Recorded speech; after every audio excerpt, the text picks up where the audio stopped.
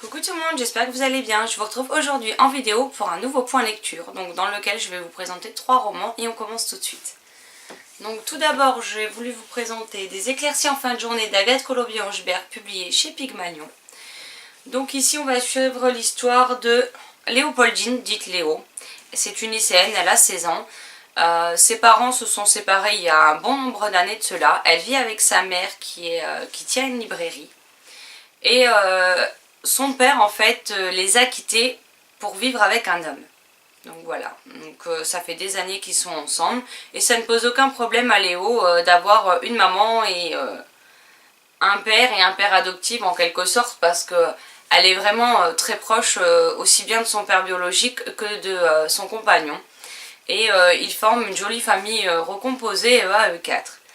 Et un beau jour, son père et son compagnon lui apprennent qu'elle va avoir un petit frère, qu'ils ont fait appel à une mère porteuse et qu'ils vont aller le chercher et qu'ils souhaitent se marier pour faciliter les choses et aussi pour officialiser leur amour au grand jour. Malheureusement, cette nouvelle va bouleverser Léopoldine ainsi que sa mère Camille, et donc on va suivre leur vie au fur et à mesure du temps qui passe, avant la naissance du bébé, après, ce que cela engendre, etc. Si dans le fond le résumé peut être très sympathique, malheureusement cette lecture pour moi est quand même assez mitigée, parce que j'ai aimé la façon dont le thème de l'homosexualité, de l'homoparentalité, excusez-moi, du mariage homosexuel et tout ce genre de choses est amené. Mais par contre, l'héroïne principale, donc Léo, il y a eu plus d'une reprise où elle m'a tapé sur les nerfs, que j'avais envie de la secouer, et ça, quelque part, elle a gâché ma lecture.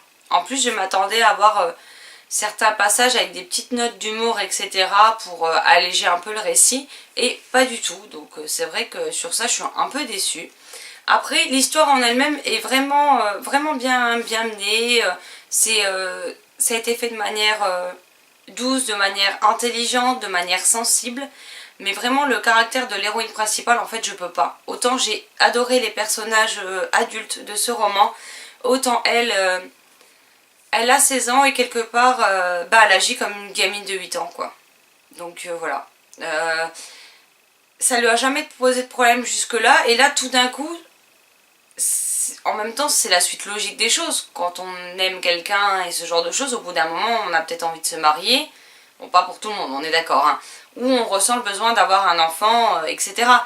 Et ça, elle a du mal à le comprendre, Léo, et elle va agir de façon complètement stupide, immature pour quelqu'un qui s'approche de la majorité. Franchement, je comprends pas ses réactions.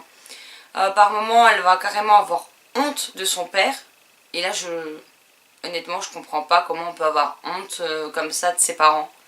Alors après, c'est sûr que certains parents nous mettent des fois dans des situations pleines d'embarras, mais de là avoir honte d'eux, je veux dire, il y a quand même un fossé énorme entre les deux, et pourtant elle le franchit sans aucune difficulté. Sa vie de lycéenne empathie, elle se met à mentir, elle se met à tricher, enfin elle a vraiment un comportement juste exécrable. Et c'est dommage parce qu'au final ça m'a gâché mon plaisir de la lecture. Ça dessert l'histoire au final. Après, la plume de l'auteur est vraiment, je veux dire, elle est fluide, elle n'est pas prise de tête. Le livre se lit quand même très très vite. Il fait environ 290 pages. C'est pas non plus écrit tout petit. Je veux dire, j'ai lu quand même relativement très vite. Mais ça m'a gâché ma lecture et du coup, mon avis est plus ou moins mitigé là-dessus. Après, si vous voulez de plus amples détails, ma chronique est d'ores et déjà disponible sur le blog, donc n'hésitez pas à checker la barre d'infos, parce que je vous laisserai le lien dedans. Donc voilà.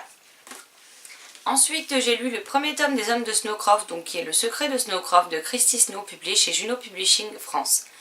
Donc, c'est une saga spin-off de Quand la mission se termine, de la même auteure, dans la même maison d'édition.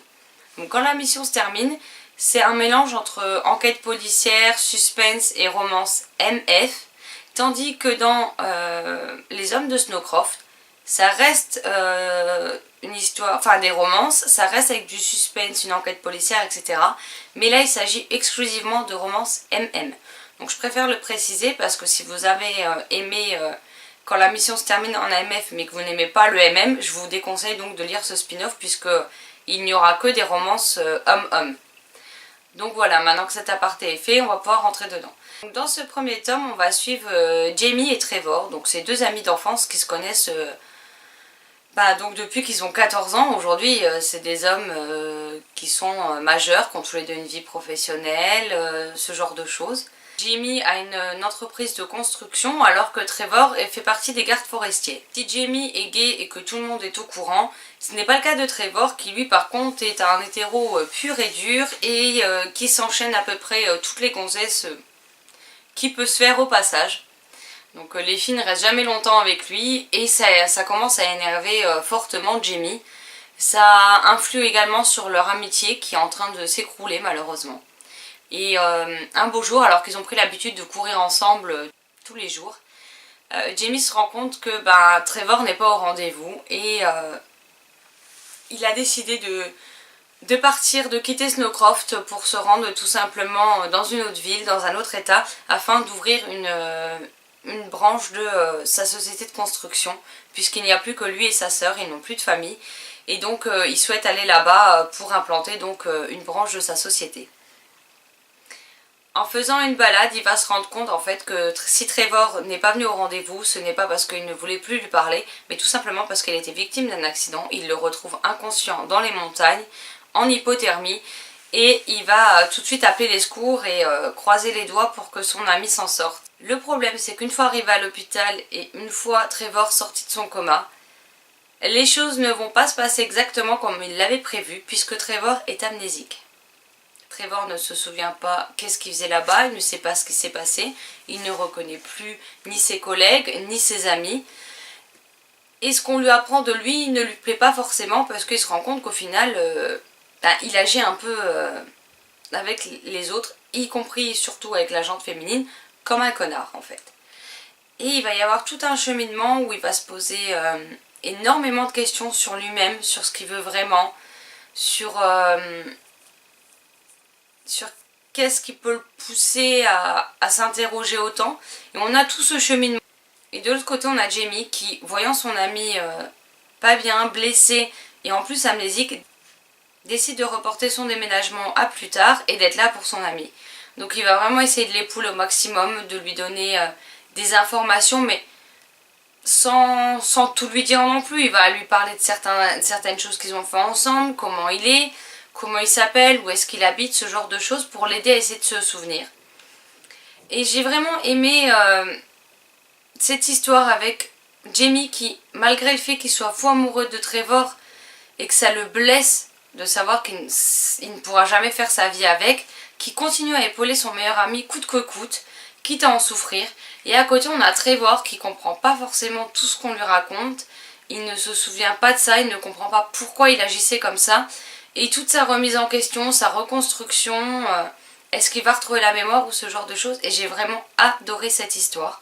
Donc ma chronique est également disponible sur le blog.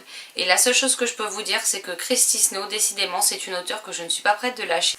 Et pour finir ce point lecture, je vais vous parler de Lux, le tome 1, Obsidienne de Jennifer L. Armentrout, publié chez J'ai lu. Alors ce livre est dans ma pile à lire depuis sa sortie. Parce que je l'ai acheté le jour de sa sortie. Hein. Et il est sorti en août 2014, ou septembre 2014, je sais plus, parce que là c'est la date de l'imprimeur, donc août ou septembre 2014. Donc ça fait 3 ans, il était quand même grand temps que je le sorte. Donc je remercie Sylvie, une abonnée avec qui je discute très souvent, qui me l'a proposé en lecture commune, et qu'est-ce qu'elle a bien fait. Donc dans ce livre, on va suivre Cathy. C'est une adolescente, elle est au lycée, elle a perdu son papa, et elle et sa mère décident de partir vivre à l'autre bout des États-Unis pour recommencer une nouvelle vie, se reconstruire et quitter aussi au final la maison dans laquelle elles ont trop de souvenirs et qui les empêche aussi un petit peu d'avancer, surtout pour la mère. Donc elles souhaitent faire de ce déménagement un nouveau départ et de tout recommencer à zéro dans une maison qui ne sera pas hantée par leurs souvenirs. Donc elles déménagent dans un coin paumé de Virginie occidentale. Et Cathy va avoir quand même beaucoup de mal à se faire à ce changement radical, elle qui était habituée à la ville, à voir ses amis, les magasins et ce genre de choses. Cathy est également une blogueuse littéraire, donc elle tient son blog, comme nous, elle reçoit des services presse et elle les chronique sur son blog. Elle fait aussi des vidéos pour sa chaîne YouTube, donc c'est vrai que ça m'a fait sourire de voir toutes ces références à quelque chose qu'au final je connais pas très bien, mais plutôt bien on va dire. Et j'ai vraiment aimé cet aspect de la personnalité de Cathy. Un beau jour, sa mère lui dit que les voisins, c'est des jumeaux, qu'il y a un garçon et une fille qui sont plutôt sympas et qu'au lieu de rester le nez plongé dans ses bouquins, elle ferait mieux de sortir et d'essayer d'aller se présenter, ne serait-ce que par politesse, et puis pourquoi pas se lier d'amitié avec eux. Si la jumelle d'à côté dit prend tout de suite Cathy sous son aile, elles deviennent très rapidement amies. On peut pas dire la même chose de son jumeau Damon, qui honnêtement, quand on le rencontre, on se dit mais c'est quoi cet abruti de première?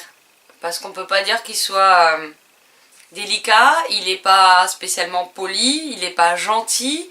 Enfin, il parle à Cathy comme une mère et il essaye à tout prix de les éloigner de sa famille et surtout de sa sœur. Donc il veut absolument rien avoir à faire avec elle. Mehdi n'a pas dit son dernier mot et elle n'est pas de cet avis. Pour l'obliger à se comporter correctement avec Cathy, elle décide de lui piquer ses clés de voiture alors qu'elle s'en va pour plusieurs jours et elle lui dit qu'il va falloir qu'il gagne des bons points auprès de Cathy s'il veut revoir ses clés de voiture. Donc Damon n'est pas très content mais il va se prêter au jeu parce qu'il a besoin de sa voiture, donc voilà. Et on va suivre donc cette rencontre complètement improbable. On va aussi découvrir un univers fantastique et des types entre guillemets de personnages que je n'avais encore jamais vu jusque là. C'est quelque chose qui m'a... Enfin, ce type de personnage, on l'a quelque peu rencontré, mais pas de cette manière-là. Et j'ai trouvé que l'univers était vraiment très original. J'ai adoré la personnalité de Cathy, la personnalité complètement folle dingue de Dee, et le côté aussi brut de décoffrage de Damon. Parce que clairement, bon, la personne qui me fait ça dans la vraie vie, je crois que j'en colle une au bout de 2 secondes. Mais dans ce livre, on peut dire qu'il m'aura bien fait rire et qu'on assiste à des joutes verbales entre Cathy et Damon qui franchement sont à mourir de rire. Et on se demande qui va étriper l'autre en premier en fait. Et j'ai vraiment aimé la mythologie mise en place par l'auteur. Le livre fait quand même... quasiment 400 pages et je l'ai bouffé en 2-2 en fait. On devait le faire en lecture commune avec Sylvie et malheureusement j'ai été incapable de m'arrêter, donc Sylvie l'a un peu fini toute seule, donc Sylvie si tu passes par là je suis encore désolée, hein. Surtout que je t'ai fait la même avec le tome 2, donc voilà. Je suis désespérante et je m'en excuse. Mais je comprends pas pourquoi j'ai mis autant de temps à sortir cette série de ma pile à lire parce que franchement j'ai adoré. J'ai passé un excellent moment, en plus l'auteur a une façon... d'écrire et de vous embarquer dans son univers au final et il vous est impossible de lâcher le livre. Et ça faisait longtemps que j'avais pas sacrifié une partie de mon sommeil pour finir un livre en fait. Et ça a été la même chose aussi avec le tome 1 qu'avec le tome 2. Les nuits ont été quand même très courtes et les journées du lendemain très rudes parce que j'étais plongée dedans, que j'arrivais pas à le reposer quoi. Là, pour vous donner à titre d'indication, la dernière fois qu'une saga m'a fait cet effet-là, c'était Twilight. Comment vous dire que ça commence à faire un petit moment quand même, puisque j'ai découvert la série Twilight quand le premier film est sorti au cinéma et que les 4 tomes étaient déjà sortis en papier. Et je me souviens que j'avais acheté au début les 2 premiers, je les ai lus chacun en une nuit. Le tome 2 je l'ai fini, j'ai dit maintenant je vais me coucher. Le lendemain je me suis levée, la première chose que j'ai été faire c'était, j'ai déjeuné, j'ai pris ma douche et j'ai foncé au magasin acheter les tomes 3 et 4 et ils ont été torchés dans les 2 nuits suivantes. Et cette série est bien partie pour faire la même chose puisqu'en même pas 3 jours les 2 premiers tomes étaient lus et que j'ai récemment acquéri, comme vous l'avez vu dans mon book haul, les tomes 3, 4 et 5 et il me tarde de les lire. Donc voilà. Mais si vous ne connaissez pas encore, honnêtement je ne peux que vous la conseiller cette série. Elle est vraiment addictive, c'est vraiment original, c'est travaillé, les personnages sont vraiment... aussi bien attachant qu'énervant par moments et c'est aussi ce qui fait la force de ce roman. Et voilà, ce point lecture est dorénavant fini. N'hésitez pas à me dire si vous connaissez ces livres, ce que vous en avez pensé, s'ils vous tentent. En attendant, moi je vous souhaite une excellente journée, de très belles lectures et je vous dis à très vite. Ciao ciao.